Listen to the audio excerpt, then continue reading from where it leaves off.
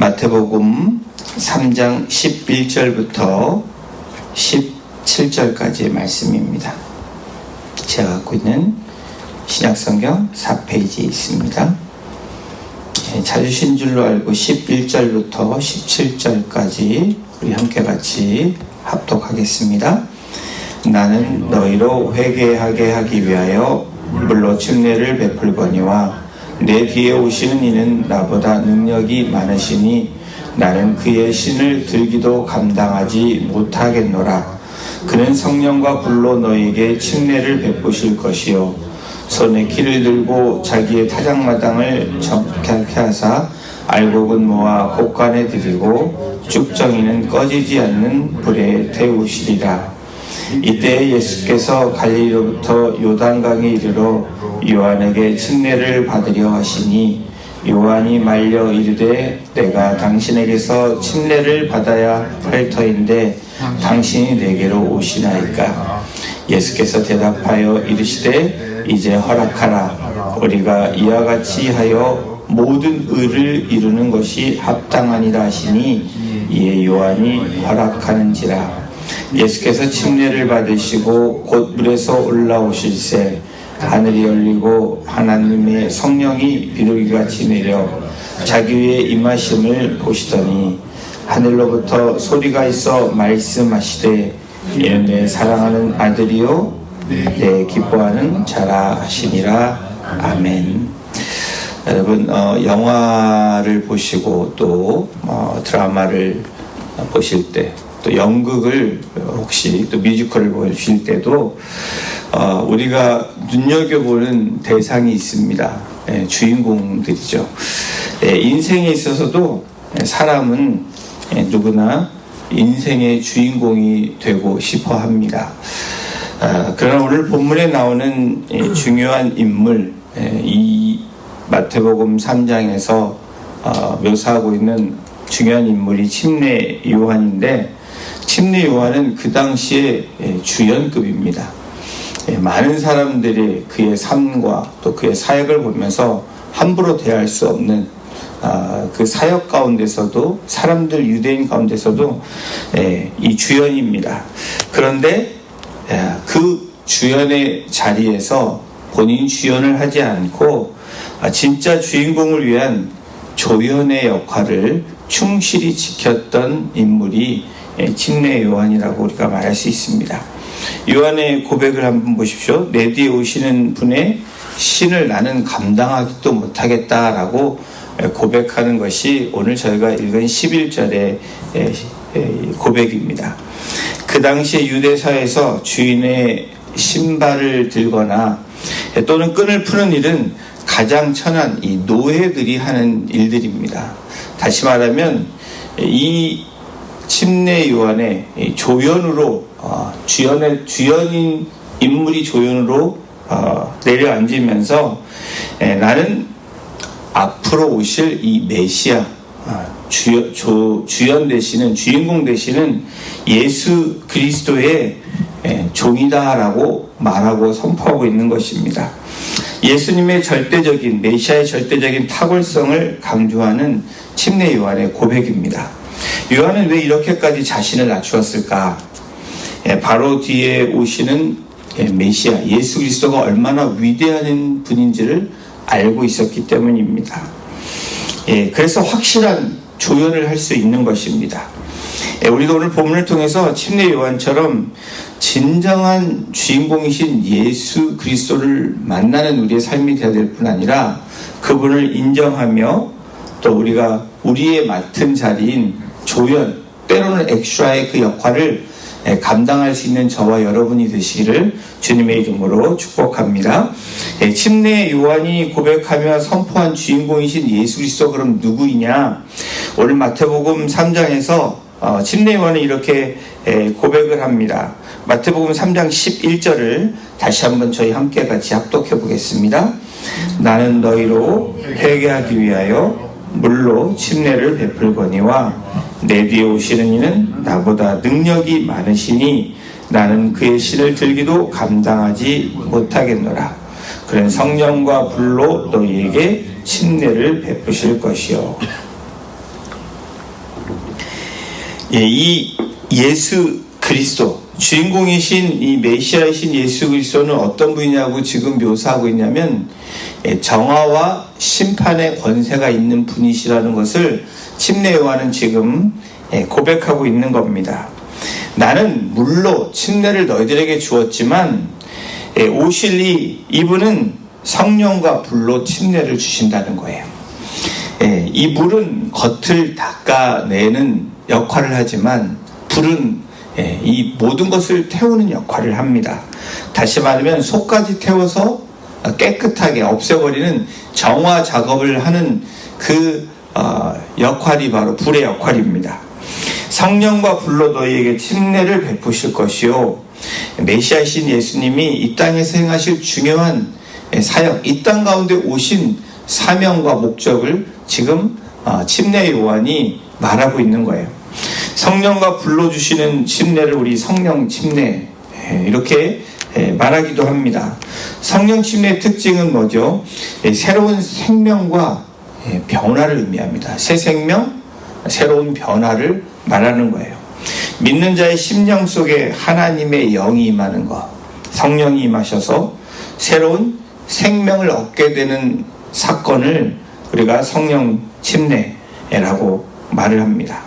침례 요한이 본인이 하는 침례는 겉모습을, 나는 겉모습을 변화시키는, 겉모습을 정확히 하는 그런 물침례라면, 주님은 사람의 본성, 이 안에 있는 것까지 바꿔주시는 그런 성령 침례를 하시는 분이시라는 걸 선포합니다. 불은 두 가지 역할을 합니다. 금이나 은 속에 섞인 불순물들을 그렇게 태워 없애는 그러한 일이 불의 역할이죠. 그리고 또 하나는 그 금속을 부드럽게 녹여서 장인, 만들려고 하는 사람이 그렇게 아름다운 모양으로 새로 만들어가는 과정을 하게 하는 것이 바로 불의 역할이라는 거예요. 그래서 굳이 표현한다면 성령과 불로 주는 예수님의 침례는 바로 이 두 가지의 역할을 갖고 있다는 것을 말합니다. 우리 죄의 찌꺼기는 태워 없애주시고 딱딱하게 굳은 우리의 마음을 말랑말랑하게 하셔서 하나님이 기뻐하시는 형상으로 빚어가시는 메시아이신 예수 그리스도를 지금 선포하고 있는 겁니다. 그러면서 예수 그리스도께서는 이 심판, 아까 정화와 심판의 권세를 가지신 분이다. 그래서 12절에 엄중한 심판에 대한 이야기를 말합니다. 손에 키를 들고 자기의 타작마당을 정하게 하사 알곡은 모아 곳간에 들이고 쭉정이는 꺼지지 않는 불에 태우시는 분, 바로 우리 주님이 이 심판의 권세가 있으신 분이시라는 것을 지금 침례 요한이 예수 그리스도 메시아를 지금 묘사하고 있습니다. 하루를 마무리할 때 여러분, 우리의 삶은 오늘 이 말씀을 우리의 삶에 적용한다면 우리는 이렇게 기도할 수 있어야 됩니다. 성령님, 오늘 우리 마음의 타작마당에 태워버려야 할 쭉정이가 무엇인지를 우리가 묻는, 우리의 삶을 돌아볼 수 있는 그런 우리의 하루의 마무리가 돼야 되는 거예요. 우리 안에 여전히 남아있는 이 쭉정이들이 있습니다. 미움과 시기와 질투와 음란과 탐욕의 찌꺼기들을 성령의 불로 태워 없애야 되는, 그게 바로 예수 그리스도 메시아의 이름으로 나아가는 하나님의 백성들의 모습이 되어야 된다라는 것을 말합니다. 이 영적 정화의 시간이 우리에게 필요한데 그게 누구를 통해서 되어진다고요? 예수 그리스도를 통해서 이루어진다라는 것을 말씀합니다. 우리 삶의 타작마당의 헛된 욕심의 쭉정이를 태워버리시고 정화의 삶으로 나가시는 저와 여러분이 되시기를 주님의 이름으로 축복합니다. 오직 성령으로 충만한 알곡 인생이 바로 저와 여러분의 2026년이 되어야 될 것을 한번 소망해 봅니다. 메시아이신 예수 그리스도는 정화와 심판의 권세가 있으신 분이라는 것을 이 조연인 침례 요한이 예수님에 대해서 지금 언급하고 있고요. 두 번째로 지금 침례 요한은 순종으로 의를 위에서 낮아지신 분이시다라는 것을 지금 침례 요한이 말하고 있는 겁니다. 지금 이제 이 15절에 보시면 예수님께서 이렇게 대답하여 말씀합니다. 이제 허락하라. 우리가 이와 같이 하여 모든 일을 이루는 것이 합당하니라. 이에 요한이 허락하는지라. 이 갈릴리 지역에서 요단강으로 내려오셔서 침례를 받으시는 예수님의 이 대화의 내용입니다. 침례 요한에게 침례를 받기 위해서 13절 14절에서 말씀하고 있어요. 메시아인 예수님을 바라보면서 요한이 이렇게 얘기합니다. 제가 침례를 받아야 마땅한데 왜 나한테 침례를 주라고 말씀하십니까? 말도 안 됩니다 라는 말을 하고 있는 거예요. 그러니까 예수님께서 이제 허락하라 라고 말씀하시는 겁니다. 하나님이신 예수님께서 죄인의 표징인 침례를 받게 하시는 이유, 그 이유는 하나님의 계획에 철저히 순종하시는 예수님의 이 메시아의 모습이 오늘 이 본문을 통해서 등장하고 있습니다. 다시 말하면 인류 구원의 구원을 위한 이 공생애를 시작하기 위한 첫걸음이 바로 침례 요한에게 받았던 이 침례를 받으시는 장면입니다. 오늘 이 본문은 3장 1절부터 4장 11절까지의 말씀이 이 예수님의 이 준비 기간에 행해졌던 아주 중요한 일들입니다.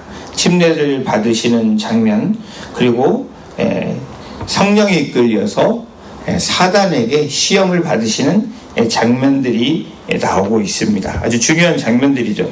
그 중에 침례는 뭘 의미하냐? 죄인들이 받았던 바로 본어게인 되는 어떤 상징의 표시가 바로 이 침례였습니다.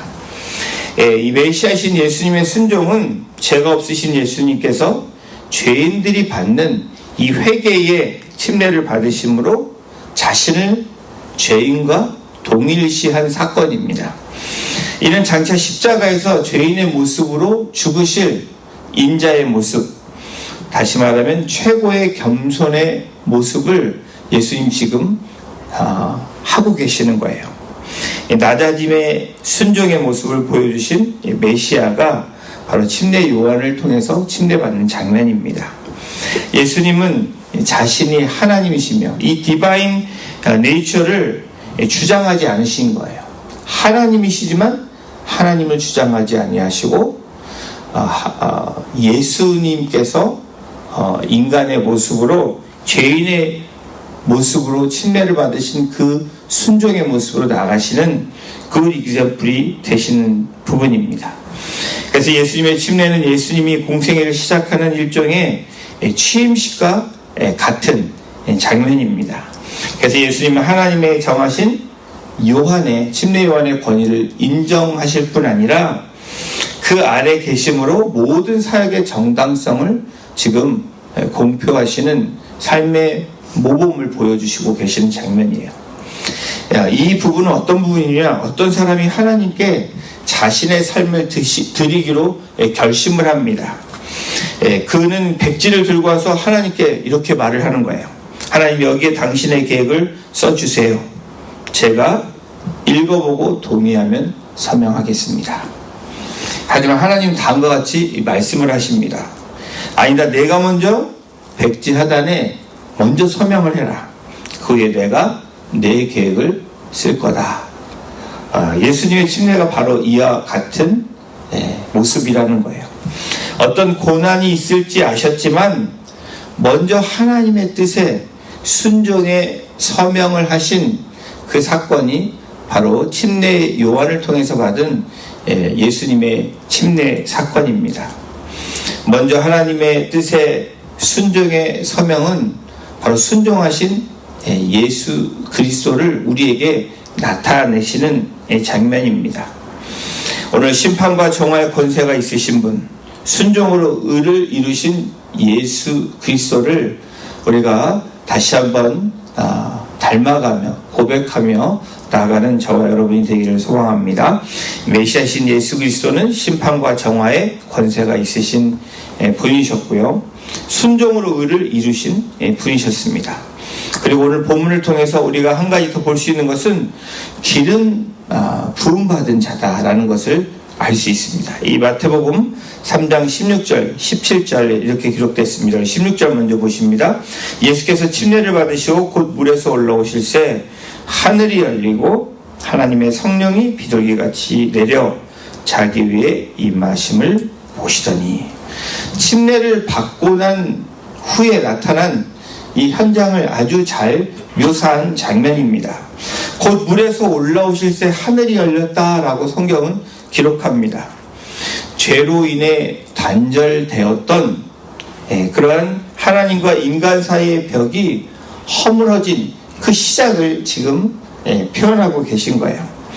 죄로 인해 닫혔던 문이 하늘문이 열린 그러한 광경이 되어집니다. 예수님이 십자가에 달려 돌아가시고 난 후에 휘장이 두로 나뉘어졌잖아요. 그것을 이제 예수 그리스도를 통해서 하나님과 교통하게 되는 바로 예수님의 죽음 후의 사건을 우리에게 보여주셨다면, 지금 이 상징은 물에 올라오셔서 하늘이 열렸다, 다시 말하면 인간이 하나님께 나아갈 수 있는 새로운 이 영적인 통로가 열려주심을 상징하는 장면이 오늘 이 침례 사건 후에 일어났던 이런 모습입니다. 그러면서 비둘기 같은 성령이 이렇게 내려 예수님의 위에 임하심을 보게 하신 겁니다. 성령이 비둘기 모양으로 임한 것은 구약의 노아 홍수 이후에 평화와 새로운 상징을 약속하는 장면이죠. 이 예수님이 심판주의시기 이전에 인류에게 평화와 생명을 주러 오신 메시아라는 것을 지금 의미하는 그런 모습입니다. 메시아라는 뜻 자체가 메사야라는 의미가 anoint one, 기름 부음 받은 자라는 의미입니다. 그래서 구약에서 기름 부음 받은 자는 누구죠? 왕과 제사장과 선지자. 바로 이 메시아이신 예수 그리스도는 왕의 역할과 제사장의 역할과 선지자의 이 모습으로 이 땅에 오신 분이시라는 것을 또한 이렇게 예표하고 계시는 장면입니다. 하나님은 예수님께 성령의 기름을 부으심으로 그분이 온 인류의 참된 왕이시고, 또 하나님 말씀하시는 대언자이시고, 또 하나님께 나아갈 수 있는 대제사장의 모습이라는 것을 이렇게 증표로 보여주시는 장면입니다. 그러면 17절에 하늘로부터 소리가 있어 말씀하시되 이는 내 사랑하는 아들이요 내 기뻐하는 자라 하시니라. 비둘기가 짐하신 이 성령은 예수님이 하나님의 기름 부음 받은 자임을 증명합니다. 그러면서 하늘로부터 소리가 들립니다. 이는 내 사랑하는 아들이요 내 기뻐하는 자라. 예수님의 정체성을 확증해 주시는 하나님의 음성이 들리게 합니다. 내 사랑하는 아들이다. 예수님은 신성이심을, 하나님의 아들, 하나님이심을 확증하는 그 정체성을 하나님께서 나타내 주십니다. 예수님은 단순한 인간 대리자가 아니라 하나님과 본질이 같으신 동등하신 분이심을 말씀하는 장면이에요. 또 내 기뻐하는 자다라고 하나님께서 말씀하십니다. 이는 예수님이 걸어가실 사역의 길, 사역의 정체성을 확증해 주시는 이 음성입니다. 이사야 42장 1절에 내가 붙들은 나의 종 내 마음이 기뻐하는 자, 같은 의미로 지금 예수님의 이 정체성을 지금 인용하고 계시는 거예요. 사랑하는 성도 여러분, 오늘 본문에 우리에게 세 가지의 의미를 전달하고 결단을 촉구합니다. 2026년도를 맞이하면서 우리가 전과 달라져야 되는 모습이 있다면, 새롭게 나가야 되는 모습이 있다면 바로 우리가 구해야 되는 이 영적 이 정화가 우리에게 필요하다라는 거예요. 오늘 본문이 주시는 말씀이 예수님이 그랬었구나, 역사적인 사건이 아니라 그 역사적인 사건이 오늘 나의 컨텍스트에, 나의 삶에 어떤 의미냐는 것을 우리가 다시 한번 우리의 삶을 돌아봐야 되는데, 바로 주님이 영적 정화의 의미를 주셨던 그런 침례를 받으셨던 모습처럼 내 힘으로 안 되는 죄의 습성들을 성령의 불로 태워달라고 우리가 간구해야 되는 거예요. 회개의 간구, 또 하나님께 드리는 촉구가 우리의 기도 가운데, 삶 가운데 일어나야 된다는 겁니다. 또한 예수님의 순종을 우리가 우리의 삶에서 적용해야 되는데, 이 순종은 작은 순종부터 시작하는 겁니다. 예수님이 요한에게 고개를 숙였다 이렇게 표현하긴 그렇지만, 예수님께서 그에게 서밋하는 모습이 나옵니다. 하나님이신 예수님이 침례 요한에게 침례를 허락하게 해달라고 이야기를 하시는 장면입니다. 공동체의 하나님의 뜻을 위해서 내가 먼저 낮아지는 의, 바로 먼저 그의 나라와 그의 의를 구하라고 하시는 이 하나님의 의, 이 의가 우리에게도 있어져야 되는, 바로 삶에서 공동체의 하나님의 뜻을 위해서 내가 먼저 낮아질 수 있는 그러한 우리의 모습이 우리의 삶에서 2026년도에 일어나야 되는 모습이라는 거예요. 일단 우리의 정체성을 회복하라고 말씀하시는 거예요. 예수님의 정체성을 하나님께서 말씀해 주셨듯이 오늘 예수 그리스도를 통해서 그리스도인인 우리들에게 너희들의 정체성이 이것이다 라고 말씀하고 계시는 거예요. 내 사랑하는 아들이요 내 기뻐하는 자다. 사랑하는 성도 여러분, 저와 여러분들은 바로 하나님께서 이렇게 예수 그리스도의 이름으로 우리에게 말씀해 주십니다. 너희들은 내 사랑하는 아들, 딸들이다 라고 말씀하는 거예요. 너희들은 내가 기뻐하는 자들이다 라고 말씀하는 거예요. 다시 말하면 너희들이 누구냐? 세상의 평가에, 세상의 얘기에 흔들리는 자가 돼서는 안 된다라고 말씀하는 겁니다. 그리스도 안에 있는 저와 여러분을 향해서 하나님은 말씀하시는 거예요. 너는 내가 정말로 사랑하는 자야. 내가 너희를 위해서 십자가에 달려 죽지 않았니? 라고 말씀하시는 거예요. 너희들이 누구야? 내가 너희들을 기뻐하는 자다 라고 말씀하는 겁니다. 사랑하는 성도 여러분, 이 음성을 붙들고 열린 하늘 아래서 하나님과 교통하는 2026년, 하나님과 동행하는 저와 여러분들이 되시기를 주님의 이름으로 축원합니다. 그래서 2026년도에 바로 하나님께서 하늘부터 소리가 있어 말씀하시는 그 정체성, 바로 우리는 하나님이 사랑하는 아들, 딸들이고 하나님이 기뻐하는 2026년이 될 수 있도록 하나님께 우리가 정화되는 모습으로, 깨끗한 심령으로, 또 죄가 있을 때 자복하고 회개할 수 있는 심령으로, 또 끝까지 낮아지셨던 예수님의 겸손과 순종을 배우시고 또 그 정체성으로 2026년 한 해를 살아내시는 우리 복된 성도님들 되시기를 주님의 이름으로 축원합니다. 기도하시겠습니다. 하나님 감사합니다.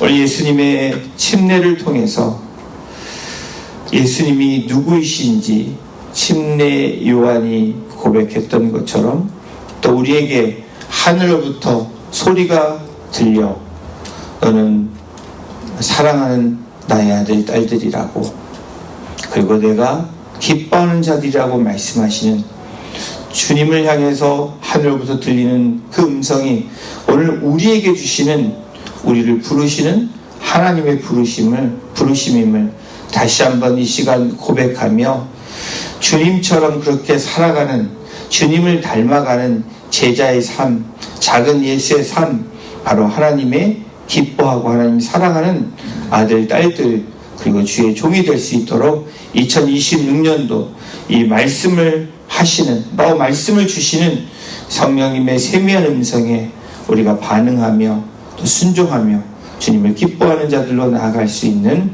우리 모두가 되기를 간절히 간구하며 우리를 사랑하시고 구원하신 예수 그리스도의 이름으로 감사하며 기도드렸습니다.